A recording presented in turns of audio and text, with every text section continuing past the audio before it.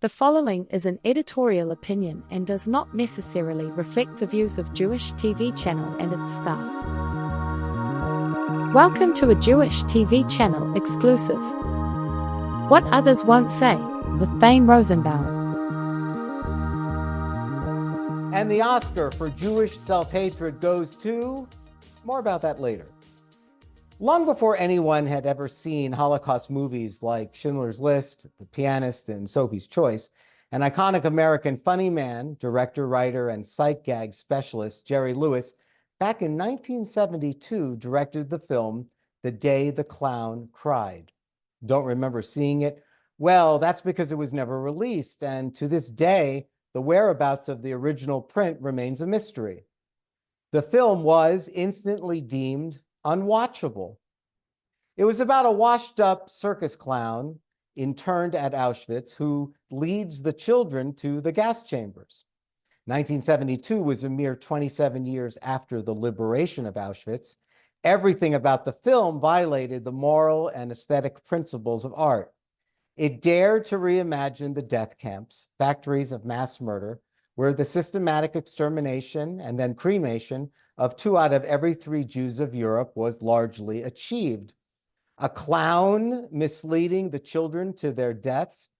Even Lewis never wanted anyone to see the movie. He was mortified by it. The producers blamed him, but they too understood that audiences were not ready for such a grotesque cinematic spectacle. Less than a week ago, a Holocaust film received an Oscar for Best Foreign Language Movie. It depicted the life directly outside of Auschwitz, the blithely desensitized, normalized life of the camp's commandant. How did this high-ranking Nazi and his family manage to live so closely to the barbaric, so obtuse to the atrocious, so casually unaffected by what was taking place on the other side of their garden? The idea for the film is not really all that original. Sophie's Choice covered the same blood-soaked ground and ashen skies. But what was unexpected on Oscar night was the acceptance speech of the film's director.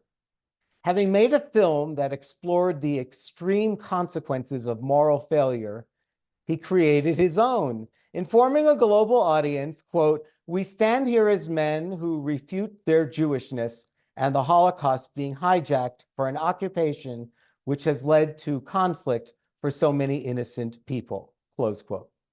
Yeah, he was referring to Israel and its war in Gaza.